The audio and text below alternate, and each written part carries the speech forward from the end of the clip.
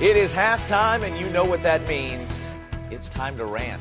OU unbeaten no more, so we have plenty to rant about. Cade McFarland alongside Christy Maria.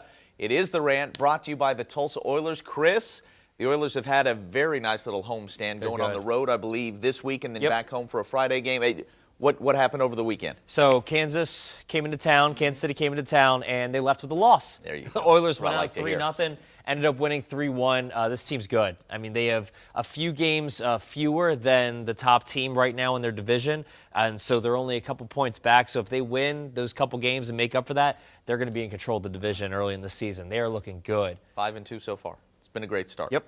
All right, the Oklahoma Sooners, as I said, unbeaten no more, falling to Baylor 27-14 after the field goal at the very end. Chris, I would say this is surprising. It's an upset loss technically, but really it's not. Like, it is if you were looking at this Sooners team and projecting what would happen in the future based on what's happened in prior years. Yeah. But if you simply looked at what has gone down this season, well, that team showed up in Waco and played the toughest team it's played so far and left with an L, and really that's not the least bit surprising. Baylor's defense is good, and that is the first thing I think that you can point to when you look at this final scoreline, sure. Especially when you look at the performance that this offense had for most of the game. Mind you, the Sooners had 7 points for most of the game. They got the final 7 in the fourth quarter when they were just trying to make a last-ditch push. The Baylor defense has figured out something that other teams had kind of gotten bits and pieces of throughout the season, and that is how to contain OU for a full 60 minutes. A lot of teams figured out how to contain them for the first half, kind of let them go in the second half, and the OU offense came through and pulled games out of the hat.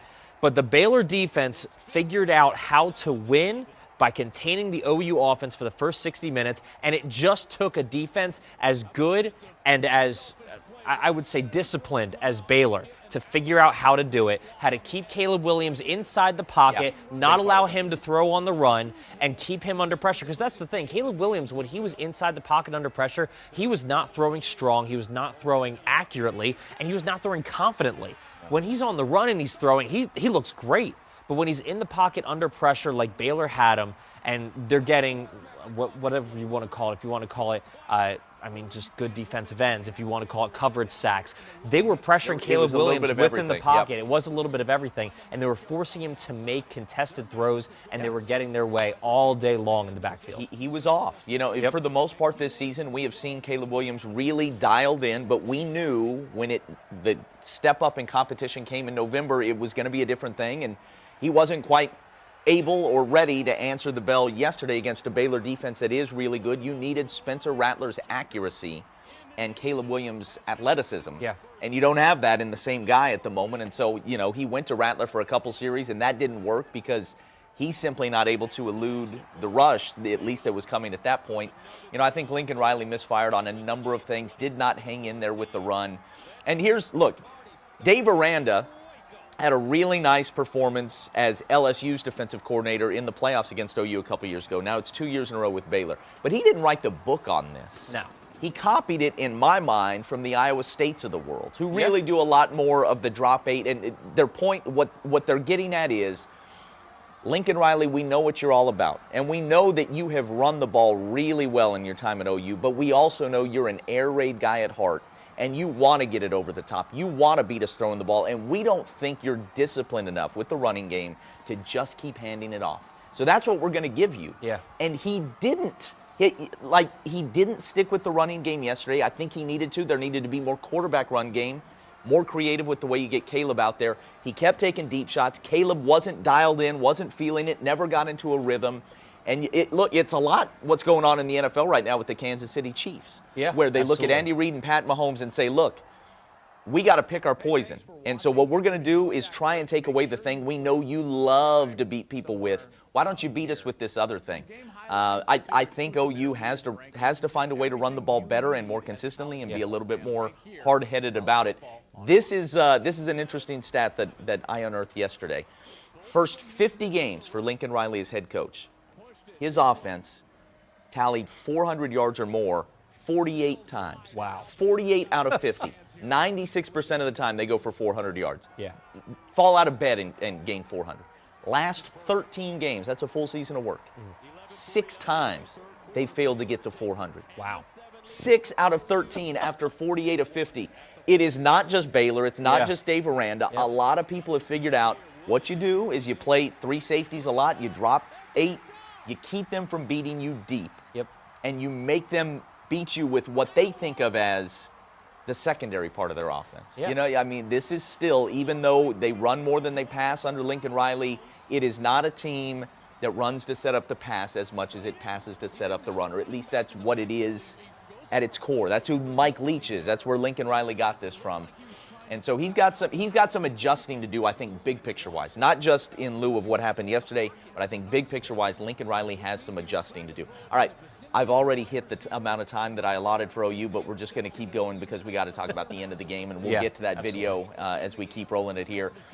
The Baptists stormed the field and then got off in an orderly fashion. And Aranda, because of tiebreaker rules, insisted on kicking the field goal. Lincoln Riley lost his mind. Joe Castiglione was none too pleased either. I mean, how about the scene at the end of the game, Chris? It was incredible. I mean, I haven't seen anything like it. It was no Stanford Cal, but it was. No, that's right. The band wasn't on the field, but it was still kind of nuts. Okay. Yeah, it was still nuts. So I mean, look, I go back and forth with this. I love memeing teams. And I also can be a fan of tradition. And so I am very much a fan of sportsmanship. And when your fans storm the field and they put people in danger, I mean, there were guys that were getting mobbed, like OU guys that were getting mobbed because fans, whether they be disorderly or whatever you want to call it, were just mobbing them, chanting SEC and making fun of them. And then some of them were getting kind of rough and handsy. You want as little of that interaction as possible. Exactly. Your guys are in danger in your mind at that point. Their parents are watching. They're looking to you to say, how are you going to protect my child? I mean, you're a parent. I'm sure you can feel, you can identify with that. Like you see your kids walking off the field, and all these crazy fans are running on. I feel like you'd be like, yeah, well, Lincoln Riley, what are you going to do? So anyway, this is a crazy scene, and then Lincoln Riley's flipping out at the refs. No penalty, by the way. No 15-yard penalty. And then Baylor goes and says, you know what? Let's get a tiebreaker in here. Let's kick a field goal because OU just sent out 11 of their guys who now have to sprint the entire length of the field again to get back to safety after the game. That's ridiculous to me. That's unforgivable. I don't think that's very sporting at all. If we get to the end of the season and Baylor wins on that tiebreaker, hats off to them. I will never like the way they did it, though. The counterpoint. One, every single one of you OU fans would be bragging about Lincoln Riley's big brain if this was reversed and he was the one insisting on kicking the last-second field goal for some tiebreaker that none of us even knew existed until yesterday. You would all be bragging about how he is so far ahead of the curve. So please, I don't need you being sanctimonious on Twitter. Yeah. Here's the thing.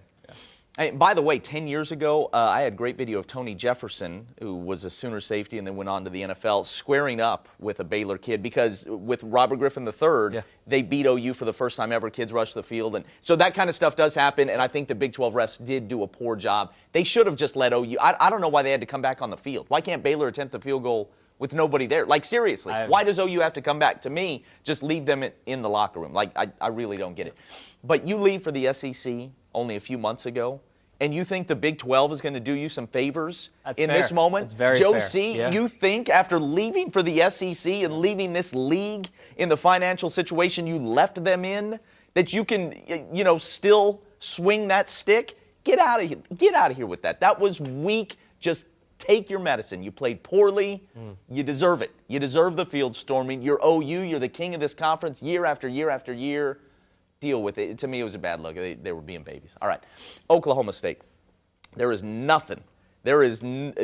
Everything is good with regard to what's going on in Stillwater right now. They had a performance in OU, in Norman. They love to call it Championship November. Yeah. That was a Championship November performance from the Cowboys last night, just absolutely poleaxing TCU. And Chris, the defense continues to be amazing. They haven't had a bad game all year long, but how about the running game last night? This team is really starting to come in a lot of ways. I mean, Warren gets over 100 yards and 3 touchdowns. Robinson comes in relief, gets 124 yards and 2 touchdowns. The run game is what, for me, has been missing. I mean, Spencer Sanders has obviously hit another level this year. He's more accurate. He's more confident in himself. And I think he has hit another level of maturity that has put his game on another level. But the run game is fantastic. The offensive line is solid.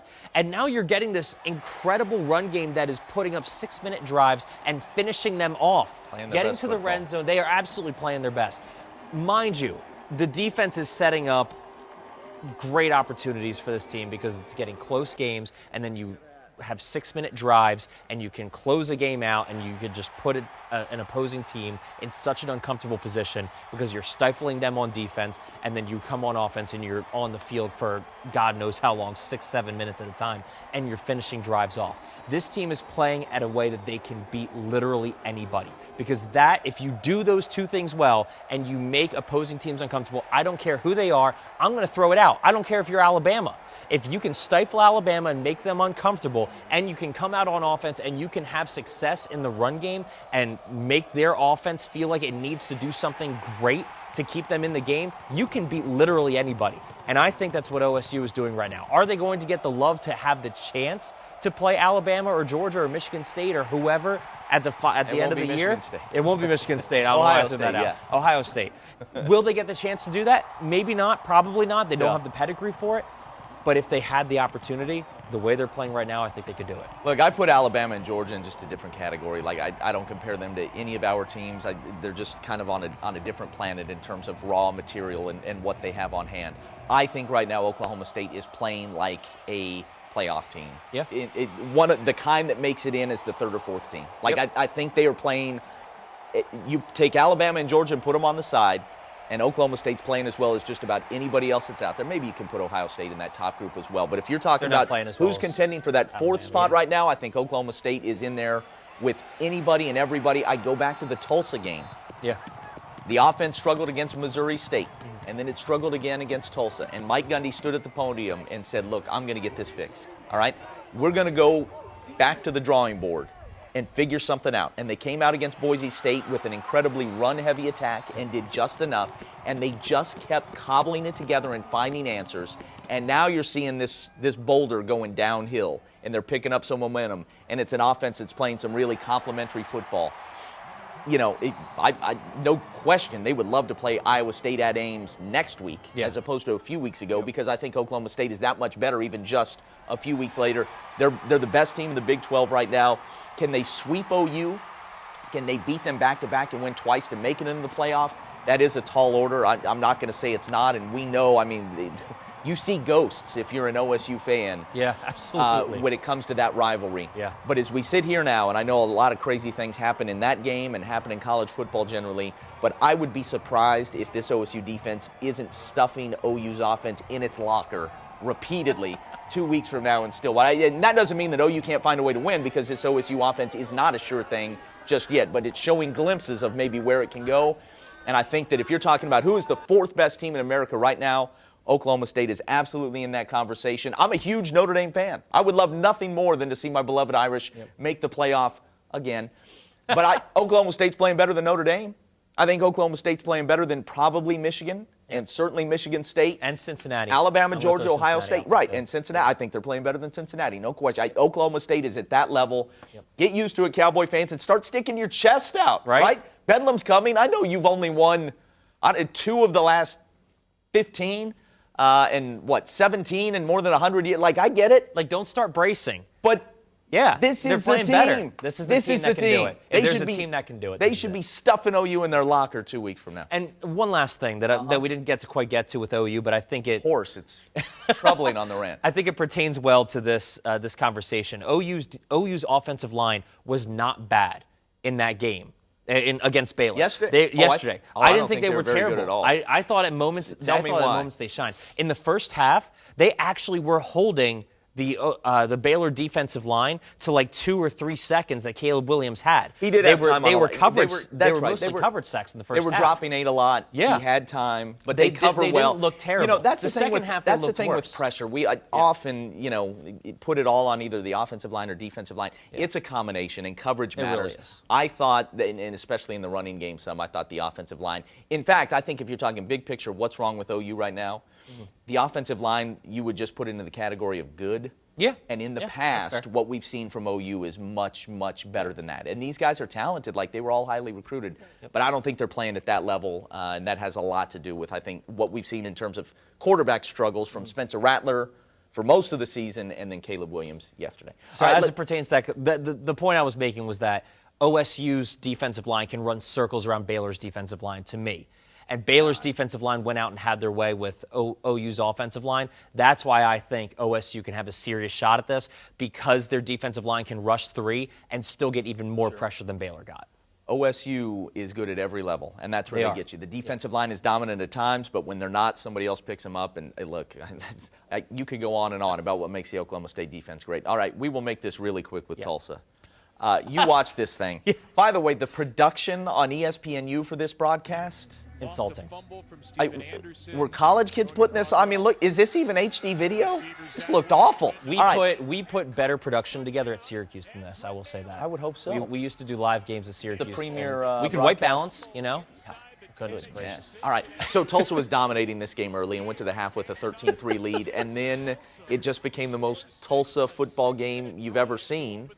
And I mean, 3 interceptions and 6 throws for Davis Brin. Yes. Was it twice Tulane got an onside kick, or just once? Just once. Just once. Yeah. But it ends up resulting in, at the very end, Tulane had a field goal. might as well have been an onside kick. It was 13-3 with less than 3 minutes to go. Yes. And Tulane finally scores its first touchdown of the game on a long pass. Yeah. And then somehow they have a chance to win this game at the end of regulation. And Davis Brin throws the interception.